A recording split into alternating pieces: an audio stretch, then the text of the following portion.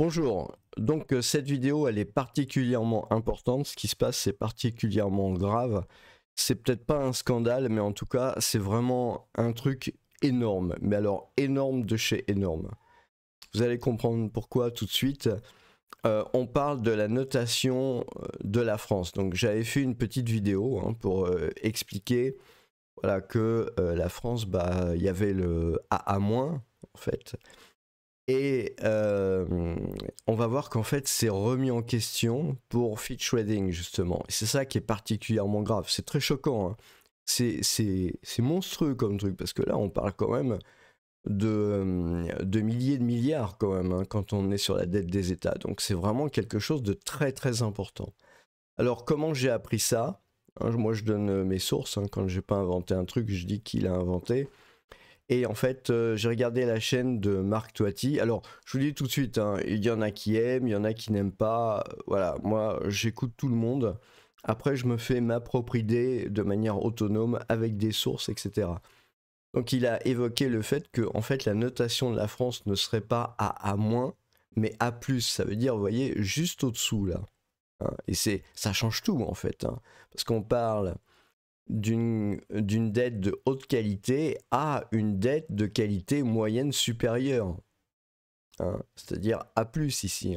Donc ça change, on est dans une autre catégorie, ça change le truc. C'est vraiment très très grave. Donc il a dit ça, il a dit voilà, en fait, je me suis dit quand même c'est bizarre, un truc aussi énorme, comment c'est possible?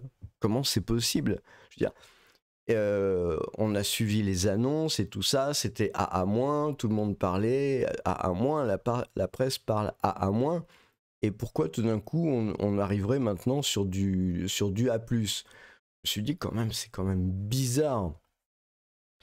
Alors, il faut savoir que si vous prenez par exemple évolution de la notation financière de la France en fin d'année, voilà, 2023, Fitch AA-. Voilà, donc en fait, ils ont maintenu et ils ont mis une perspective négative. D'ailleurs, ça c'est peut-être pas trop à jour en fait. Ça c'est pas à jour. Enfin bon, c'est pas grave. Alors, ce que j'ai fait, c'est que j'ai été voir le site de Fitch.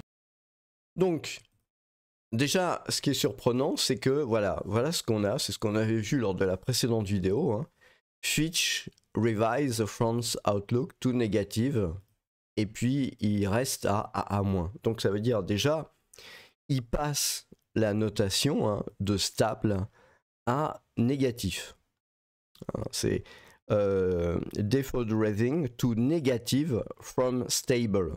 Donc ça veut dire, on la passe à négatif depuis stable. Voilà, c'est la façon dont il parle.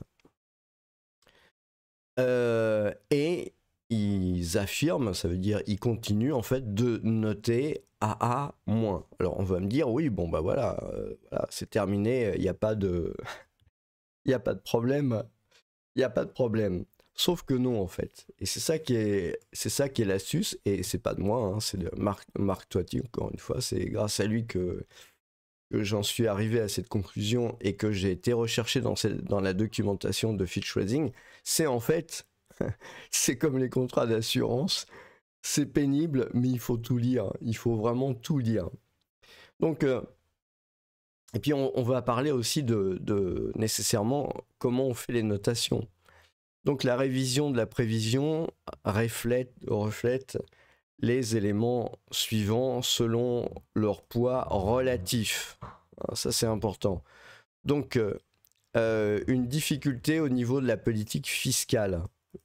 Le risque de politique fiscale a cru ces dernières années depuis notre dernière analyse. On voit que cette année, les projections fiscales placent la France dans un état bien pire que ce qu'il y avait avant. Et donc, nous pensons qu'il y aura un déficit fiscal plus important. Ce qui fera que la dette va aller jusqu'à 1,18% du GDP en 2028. Donc là, la fragmentation politique, la minorité, le fait que le gouvernement soit mis en minorité complique beaucoup les choses. Donc il y a une consolidation fiscale. Le gouvernement a présenté un ensemble de mesures fiscales pour ramener le déficit à 5% en 2025. Donc voilà, ils expliquent, etc. Mais ouais, il y a des risques d'implémentation pour quelques mesures. C'est-à-dire que c'est pas évident qu'ils vont pouvoir mettre ça en place réellement. Ouais, c'est important, hein, c'est vraiment très important de bien comprendre tout ça. Donc ça, c'est le dérapage fiscal en 2024. Donc là, ils expliquent, enfin, voilà, ils ont une explication sur cet aspect-là, hein. Nous prévoyons que la France de 2024, le déficit être le second plus important dans la zone euro et 3 fois ce qui avait été prévu pour le déficit moyen de la catégorie AA. Hein, vous voyez, donc là, 3 fois le déficit moyen pour la catégorie AA. Donc ça veut dire que si on est par exemple à quelque chose comme 6%, hein, la catégorie AA, c'est les gens qui, eux, sont à 2%. Donc on peut dire par exemple 2,5. Donc voilà, on peut dire que si vous êtes sous les 2,5 de déficit, bah, à ce moment-là, vous allez faire partie de la catégorie AA. Donc là, déjà, on voit qu'il y a une petite anomalie, parce que là, on n'est plus du tout à 2,5, puisqu'on envisage le 7. Hein. Donc c'est quand même un très gros problème. Et puis, les déficits de moyen terme envisageables, donc là, on est à 5,4%. Donc, les dépenses de la France par rapport au GDP, le ratio, hein, structurellement est parmi les plus hauts dans leur univers de dette souveraine, alors que la taxation reste à des niveaux très élevés. Vous voyez, hein. Le ratio entre les dépenses de la France et son PIB, hein, est structurellement parmi les plus élevés dans notre univers de notation souveraine, on va dire, alors que les niveaux de taxation sont déjà très élevés. Donc je ne sais pas si vous vous rendez compte, hein. Il y a un problème au niveau du dérapage de la dette. Il y a un problème au niveau de la dette, hein. Il y a une procédure pour déficit excessif qui a été lancée par l'Union européenne. Donc ça aussi, ça compte à l'intérieur de... Voilà, quand je lis. Donc vous voyez, hein, l'impact a été, en fait, parce que la procédure pour déficit excessif, c'est pas la première fois. Donc, de manière répétitive, elle a été placée sous cette procédure et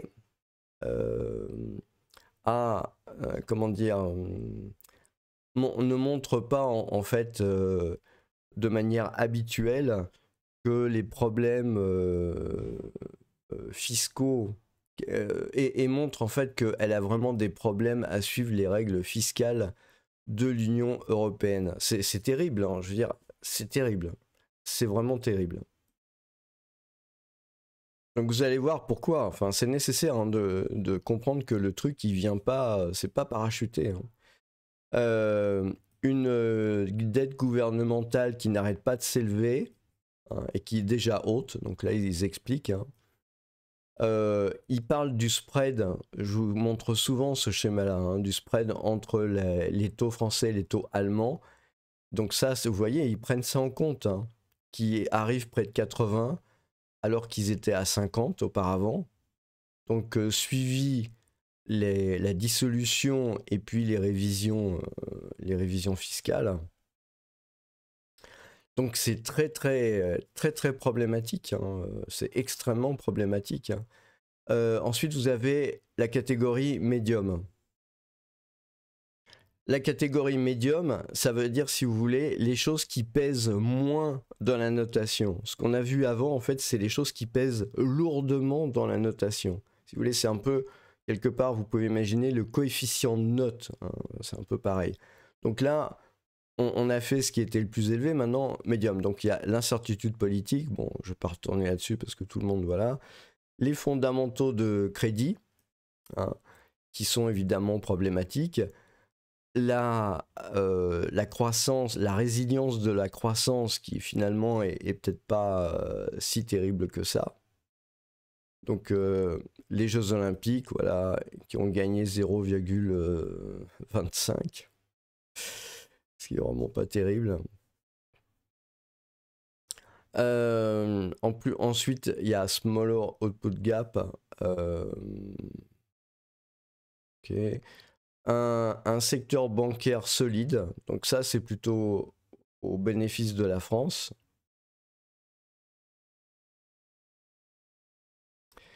ESG gouvernance.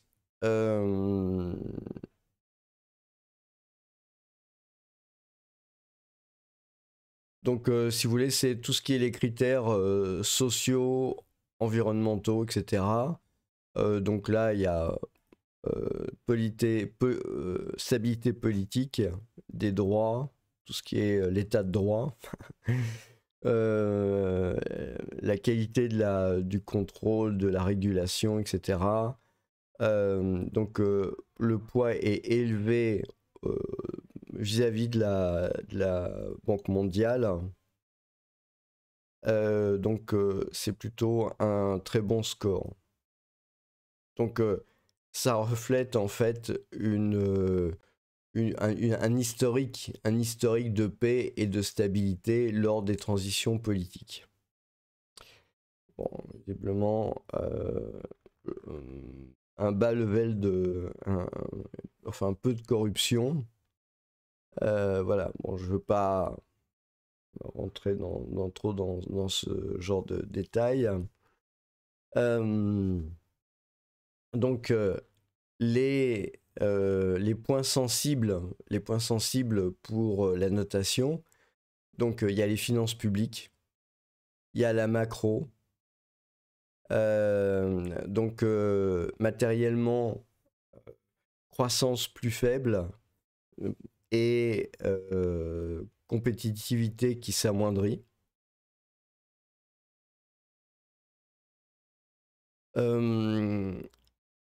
Donc au niveau positif, les finances publiques, la confiance dans le gouvernement d'implémenter une réforme fiscale. Alors, en fait, voilà c'est là que les Athéniens s'atteignaient, hein, je vous rappelle, hein. Donc on était parti là sur AA-. Et on va voir qu'est-ce qui se passe en fait ici. Donc c'est en petits caractères, hein. Sovereign Rating Model, SRM, on Qualitative Overlay, QO.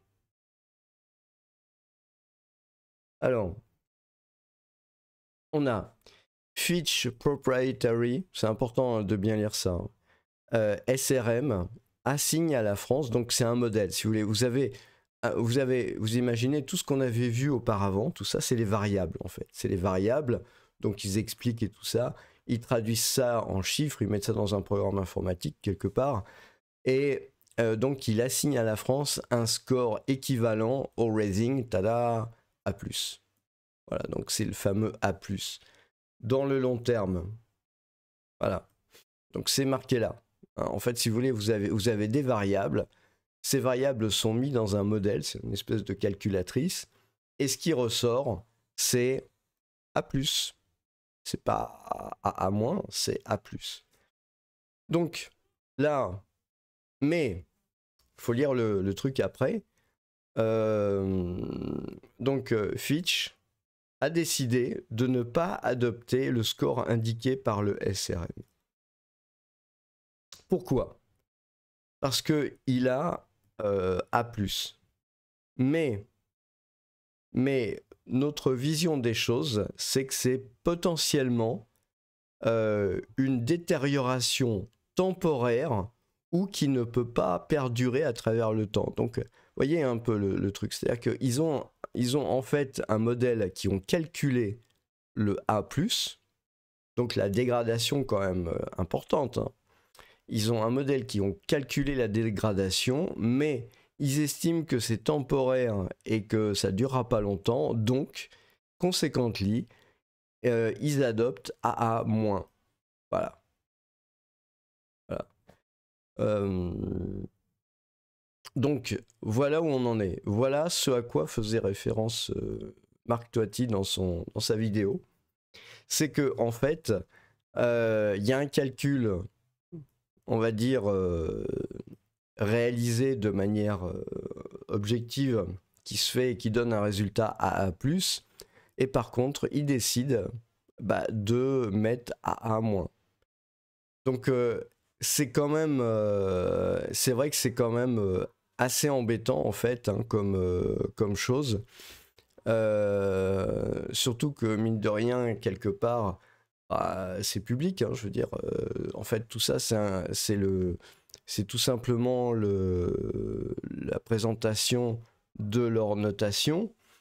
Il y a le gros titre avec AA-, mais en fait, quand on regarde bien dans le détail des choses, la manière dont ils en sont venus à AA-, en fait, on peut voir que ils ont changé d'avis pour des raisons qui sont des raisons pas mathématiques en tout cas. Hein. Voilà, c'est ce qu'on peut dire. Hein, parce que potentiellement, mais quand on décortique, en plus, c'est un peu bizarre leur truc parce que mais notre vue, c'est potentiellement. Donc ça veut dire que c'est pas sûr, ça veut dire c'est à peu près, et c'est ça potentiellement.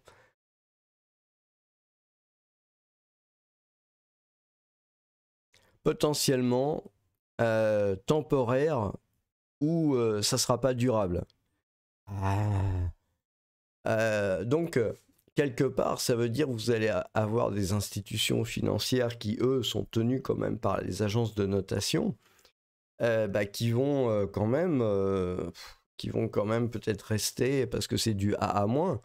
Mais si vous avez des investisseurs peut-être moins tenus par la lettre, on va dire, de ce genre de choses-là, et qui regardent dans les détails et qui s'aventurent à voir que finalement ça a calculé A+, là ça va peut-être pas être du tout pareil. Hein. Ça va pas être du tout pareil.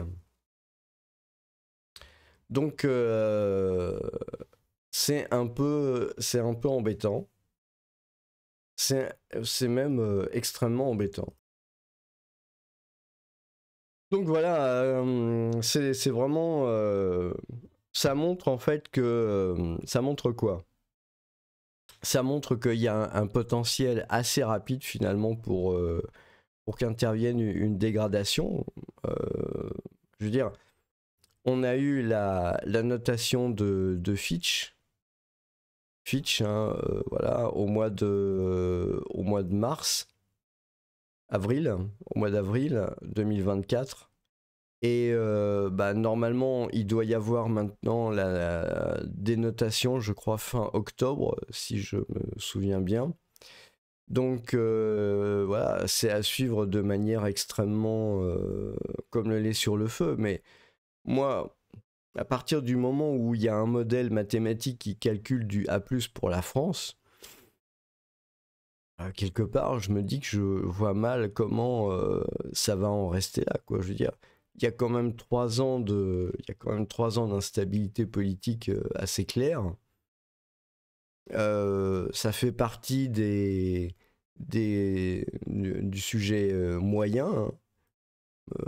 L'incertitude politique. Je veux dire, on ne sait pas ce qui va se passer dans 8 mois après des élections législatives. Donc, c'est vraiment, c'est très très problématique là. On a beau dire, je sais bien qu'il y a un certain nombre d'entre vous qui n'êtes pas des fans des des agences de notation, mais il y a quand même un travail qui est fait, si vous voulez. Il y a quand même des modèles qui tournent, il y a quand même des choses quand même qui existent. Tout n'est pas bon à acheter parce qu'effectivement ils se sont trompés une fois lors de la crise des subprimes. Je veux dire. Mais ça c'est terrible. C'est vraiment terrible. C'est terrible, je trouve. Donc ça doit vraiment amener à faire très attention sur ce sujet-là. Ça veut dire vraiment, tant qu'il n'y aura pas eu un budget adopté, avec des mesures adoptées, qu'il y ait une vision de long terme. D'ailleurs, ils en parlent, hein, on avait vu ça hein, sur la partie... D'ailleurs, c'était même quelque chose de relativement important. Hein. C'était sur la partie, le spread entre l'Allemagne et la France, hein, le spread qu'il y a, c'est aussi assez problématique en fait. Donc voilà.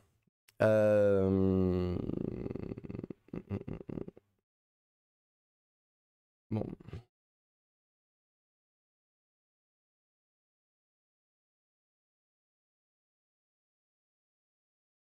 Et il le comptait vraiment, voilà, c'est ça, c'est ici. Hein.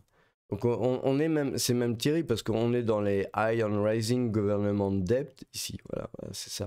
Donc ça fait partie, mine de rien, des high factors, donc des facteurs très importants. Donc si vous voulez, vous devez absolument garder un œil sur le spread.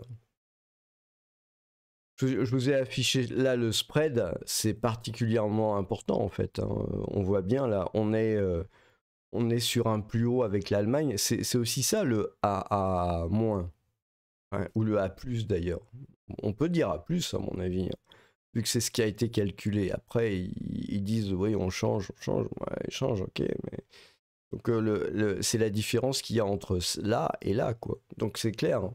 Si vous voyez la courbe qui va vers le haut ici, bah, ça va faire descendre ici dans la notation financière. Et si vous voyez le truc qui va rejoindre l'Allemagne, eh bien, bah, à ce moment-là, ça va faire remonter vers la notation allemande, quoi. Donc c'est important. Hein. Mais moi, je trouve quand même, au-delà même de cet aspect-là, les points qui sont soulevés là-dedans sont des points terribles pour la France. Hein. Vraiment, c'est assez terrible en fait. Hein. Donc voilà, je sais pas comment ça va se passer lors du budget, trucs comme ça. Le problème, si vous voulez, de la France, j'ai l'impression, c'est pour ça que je dis qu'il faut des vieux pour diriger un pays, parce que le problème, c'est qu'on a oublié, j'ai l'impression, les raisons pour lesquelles la France est en train de se cracher de cette manière-là au niveau économique. Je veux dire, j'ai vraiment l'impression on l'a oublié. Si vous voulez, vous avez des gens à droite et à gauche qui restent dans des postures qu'ils ont héritées en fait des anciens quelque part. Mais ils comprennent pas pourquoi ces anciens avaient ces postures. Je veux dire, regardez par exemple, vous prenez n'importe quel parti d'ailleurs maintenant. Ces gens-là, ils ont une moyenne d'âge entre, je sais pas, 20 et 40 ans peut-être, plutôt des gens jeunes généralement. Mais ça veut dire quoi? Ça veut dire, imaginons quelqu'un qui a 40 ans en 2024, hein, je vais arrondir beaucoup, ça veut dire, mine de rien, il est né quelque part en 84, si je dis pas de bêtises. Donc, il est né en 84. En 84, il a fait, bon, il y a eu son adolescence et tout ça, donc 90-2000. Ok, il a commencé vraiment à être intégré, disons, dans le système, les trucs un peu plus, à partir des années 2000. Le problème, c'est que la France, dans les années 2000, elle avait déjà raté la marche de l'économie moderne. C'est ça le problème. En 2000, on était déjà cuit. On était déjà cuit. Donc, ces gens-là, malheureusement, et vous pouvez être de n'importe quel parti, de droite, de gauche, du fond, de je sais pas où, ou devant, ou peu importe, vous n'avez pas, juste pas, l'expérience de comment ça allait quand ça allait plutôt pas trop mal. Et quelles étaient les raisons pour lesquelles ça allait pas trop mal, et quelles étaient les raisons pour lesquelles la situation, elle s'est franchement dégradée. Donc vous avez des gens qui répètent des postures qui ont été mis en place à une époque où ça avait une validité, parce que la France, à une époque, il y avait une industrie puissante, il y avait une hiérarchie puissante, il y avait un système politique, un système syndical qui voulait dire quelque chose, il correspondait à quelque chose.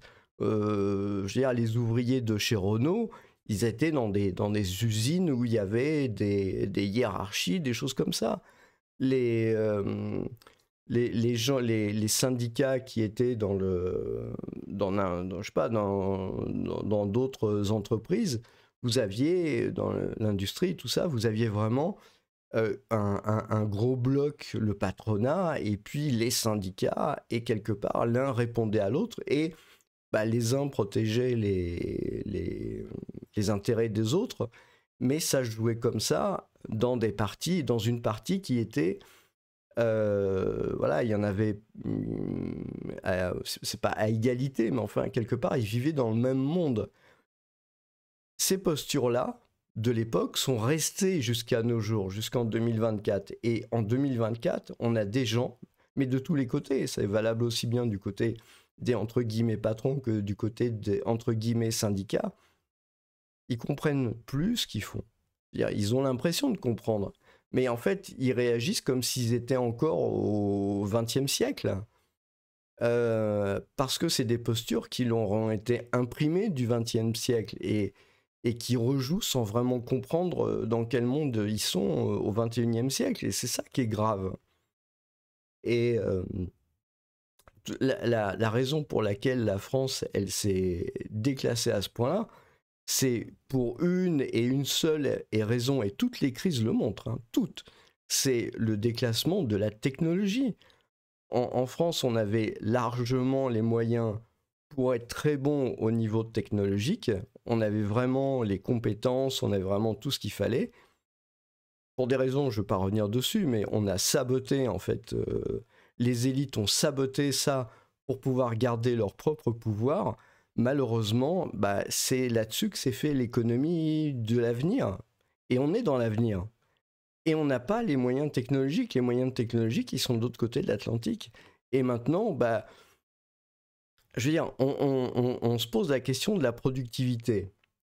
C'est quoi la productivité? Bah, imaginons par exemple les plateformes internationales, elles prennent la productivité en Europe et quelque part elles l'offrent aux États-Unis. Je veux dire, par exemple, vous prenez des gens qui font de la publicité, vous regardez leur publicité sur leur plateforme, mais c'est attaché avec un contenu. Il a bien fallu produire ce contenu quelque part. Hein. Je ne parle pas des trucs payants, je parle des trucs gratuits. Hein, par exemple sur Facebook. Ou quand vous faites du contenu, quand vous faites du contenu, en fait, vous n'êtes pas rémunéré pour le contenu, mais vous réalisez un contenu. Je veux dire, à partir du moment où il y a 60 millions de personnes qui postent sur Facebook, ils produisent un contenu gratuitement. Hein. Et c'est utilisé ensuite pour faire apparaître de la pub et tout ça. Donc, quelque part, il y a un travail, mais qui n'apparaît pas. En fait, ce travail-là, il apparaît, mais il apparaît aux États-Unis, il apparaît de l'autre côté de l'Atlantique au moment où bah, les gens vont payer Facebook pour pouvoir afficher de la pub, etc. En fait, vous travaillez comme ça et vous faites partie du système de production américain. Vous voyez, ça c'est un exemple, mais il n'y a pas que ça, hein. Il y a tout un tas d'exemples. Et le problème, c'est qu'on aurait dû, en Europe, mais en l'occurrence en France, spécifiquement en France, moi je suis français, je connais la France, je sais très bien qu'on avait largement les compétences, et les finances, tout ce qu'il fallait pour faire tout ce qu'il fallait. Le problème, c'est que à force de mettre en place des réglementations et des choses comme ça, on a cassé ce truc-là. Et maintenant, eh ben, les décisions, malheureusement, elles se prennent plus en France, elles se prennent ailleurs. À la limite, vous allez me dire, on s'en fiche de toute façon des décisions. Ouais, seulement les décisions, c'est le business. Et le business, maintenant, il passe principalement par Internet. et c'est pas nous qui contrôlons ça. On aurait dû, on avait tous les moyens qu'il fallait, ça a été saboté, euh, le résultat, le voilà en 2024. Ça n'a pas été saboté hier, mais ça a été saboté depuis des dizaines d'années. Et donc, le résultat, le voilà. Donc maintenant, soit il y a des gens qui ont conscience de ça et qui remettent un peu de l'ordre dans le truc, mais j'ai l'impression que c'est pas du tout ce qui est parti pour arriver. Soit, soit on continue dans cette voie-là. On y est lancé, hein, là c'est clair. On est lancé sur le sujet. On récupère pas ce qui est à nous quelque part. Et à ce moment-là, vous allez voir au fur et à mesure des trimestres qui vont passer, des années, vous allez voir la note de la France qui va baisser. On va se dire, oh, il n'y a pas assez de croissance, oh, il n'y a pas assez de productivité, oh, il n'y a pas assez de trucs comme ça. Mais il y a eu 2 crises que vous pouvez valider, qui sont très bien étudiées, documentées, vous avez tout ce qu'il faut. C'est l'explosion de la bulle Internet, année 2000, vous allez voir, baisse de la productivité française, c'est évident, et on remonte pas, et baisse, et certains veulent attribuer ça à l'euro, c'est complètement faux, enfin j'y reviendrai. Et deuxième crise, vous avez la deuxième crise qui a été aussi une révolution au niveau technologique, c'est la révolution des réseaux sociaux. Hein, je sais pas, on peut quand même pas dire le contraire. Je veux dire, 2000, c'est l'apparition, c'est Internet, tous les sites web, c'est Amazon, c'est tout le e-commerce. 2007-2008, c'est l'émergence des réseaux sociaux et la mainmise des GAFAM. Enfin, je veux dire... voilà, c'est pas plus compliqué que ça. Les plateformes de commerce électronique, etc., qui ont fait tant de mal au commerce, voilà. Après, on peut toujours dire que c'est pas vrai, voilà. Mais la vérité, c'est ça. La vérité, c'est qu'on n'a qu'à s'en prendre qu'à nous-mêmes. Hein. C'est qu'à nous-mêmes. Ou alors vous en prenez aux gens qui étaient là il y a 30 ans ou il y a 40 ans et qui n'ont pas pris les bonnes décisions ou qui ont laissé faire. Mais c'est ça la vraie réalité. La réalité, c'est qu'il ne faut pas aller chercher les causes de la dégradation ailleurs ou je ne sais où. C'est pas la faute de l'immigration, c'est pas la faute de l'euro, c'est pas la faute des étrangers, c'est pas la faute du complotisme, c'est pas la faute des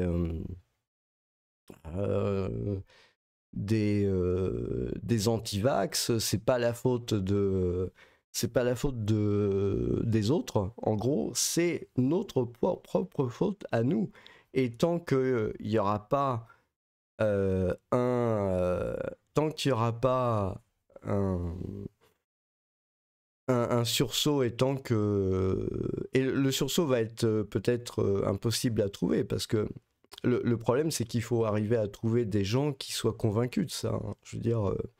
et puis après qui se relèvent un peu les manches pour essayer de faire ce qui va bien derrière. Mais si on ne met pas la donne au niveau technologique, on est cuit. Il y a déjà les États-Unis qui nous sont passés devant, il y a déjà la Chine, l'Inde, ils ont le potentiel pour nous passer devant, nous prendre les métiers de service. Voilà, donc à la fin, ça peut vraiment très très mal se terminer. Je veux dire, au niveau social, au niveau sociétal, au niveau tout ce que vous voulez, ça peut vraiment être une catastrophe. C'est là-dedans, enfin, je veux dire, quelque part, tout ce qui est la dette, la dégradation du pays, c'est parce que on n'a pas su prendre, on n'a pas voulu, on a empêché, on a voulu couler, et on a réussi d'ailleurs, l'innovation technologique. Alors, je ne parle pas de trucs particuliers. Dire oui, effectivement, le TGV, ça a été bien, mais ça a été bien. Les Airbus, oui, c'est bien, mais il n'y a pas que ça. Enfin, je veux dire, il y a tout le reste. Et les GAFAM, encore une fois, alors que ça aurait dû être français, eh ben, malheureusement, on maîtrise rien du tout et on n'est pas en voie de le faire. Et c'est ça qui est catastrophique. il s'agit pas de parler de start-up nation, on n'en est pas là. Je veux dire, refaire les GAFAM, c'est plus du tout des start-up, c'est vraiment des très grandes entreprises internationales. Il faut de l'organisation, il faut des moyens, il faut de la volonté, il faut... voilà. Je pense que autant les vieux sont capables de prendre des décisions, autant les jeunes doivent être capables de monter ce genre de truc-là. Mais je veux dire, c'est pas en restant isolé dans un monde un peu fantastique que les choses vont changer. Je veux dire, quand on a vécu en Asie, pour les gens qui ont travaillé en Asie, d'ailleurs tout le monde le sait très bien, hein, dire, quand vous revenez en Europe et en particulier en France, vous avez l'impression d'arriver dans un truc où il n'y a plus rien qui se passe, quoi. Je veux dire, c'est absolument catastrophique. Alors on va vous dire à la télé, oui, mais la Chine, ils sont dans une mauvaise situation parce qu'il n'y a plus de... la population vieillit, le Japon, oui, la population vieillit, mais bien sûr, elle vieillit, mais il faut voir comment les gens sont quand même, je sais pas, peut-être plus lucides un peu sur l'avenir, quoi. Donc ça, c'est vraiment quelque chose de très, très, très inquiétant. Et la dégradation, elle peut se dérouler très vite, hein. La dégringolade, elle peut vraiment arriver très, très vite, hein. Ça, c'est un coup de semonce, hein. Je veux dire, le fait qu'ils aient maintenu à A- perspective négative alors qu'ils avaient calculé AA+, ça devrait résonner comme un très très gros coup de semonce. Un très très gros coup de semonce. Je veux dire, les gens devraient commencer à s'intéresser un peu à l'économie parce que la dégradation, elle est quand même rapide, mine de rien, hein. Dire, si on regarde un peu ce qui s'est passé là, euh, on voit que voilà, il y a eu Fitch ici en 2023, il y a eu Standard Poor's. Fitch, s'ils n'avaient pas revu leur notation, là, ça passait à A+ tout court. On va dire que la chute, elle s'accélère quand même, hein. Donc, c'est très, très, très, très problématique, hein. Très, très problématique, hein. Parce que avant, pour passer de AA à cette zone-là, il a fallu quand même beaucoup de temps, hein. Là, on a franchi 2 crans, là. C'était en 2013, mine de rien. 2012-2013.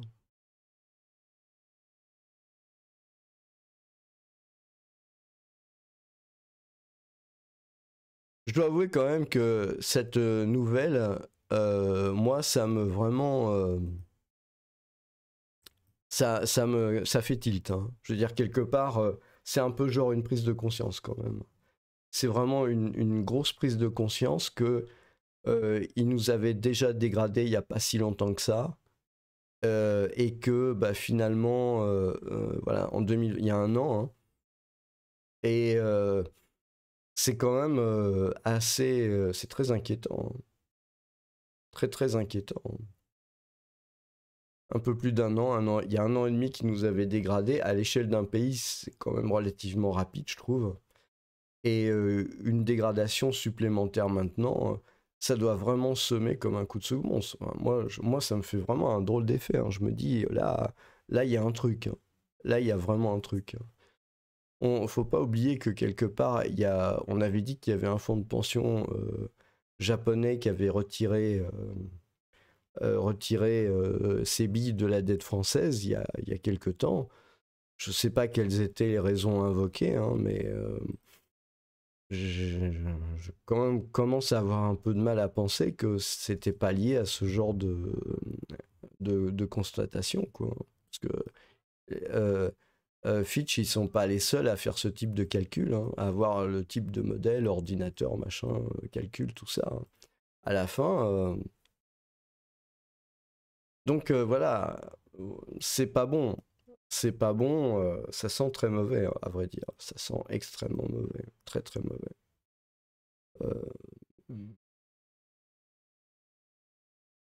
C'est très mauvais parce que on n'a pas parlé des conséquences, mais les conséquences, c'est que les conséquences, bah, ça veut dire un spread qui continue à monter, hein. Et puis un spread qui continue à monter, des taux de crédit qui seront difficiles à avoir, etc. Je refuse. Ça, je veux dire, Marc Toiti dit, ouais, on n'est pas loin de la Grèce, etc. Non, moi, je refuse de, de, de dire que la France, c'est la Grèce. C'est pas vrai. On a vraiment des choses très différentes en termes de... Bon, industrie, c'est pas... On peut pas dire qu'on réindustrialise, ça aussi, on voit bien que c'est complètement faux, mais on a quand même quelque part, voilà, de l'industrie, quand même des services, on a quand même un peu du savoir-faire, etc. On a un patrimoine qui est énorme. C'était pas le cas de la Grèce, je veux dire. Bon, voilà. Puis il y a peut-être des choses qui ont été cachées, mais pas à ce point-là. Donc, je pense vraiment la Grèce, c'est pas du, ça n'a rien à voir. Est-ce qu'on sera mis sous tutelle ou sous surveillance? Non. Enfin, je veux dire, faut pas exagérer non plus. Une notation, même si on était tombé à plus, voire même à A ici, c'est pas sous tutelle. Un pays, si vous voulez, il est mis sous tutelle quand il peut pas rembourser. C'est-à-dire, il a plus d'argent courant pour rembourser. À ce moment-là, oui, il y a besoin d'une mise sous tutelle, mais sinon, ça sera jamais le cas. Je pense qu'il faudra des années avant que ça en soit là. Mais cette histoire résonne vraiment comme une alerte, quoi. Je veux dire, une alerte grave. Une alerte très grave au niveau de l'économie française.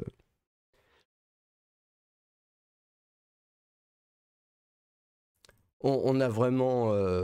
là, c'est clairement un échec collectif, hein. C'est vraiment un gros problème.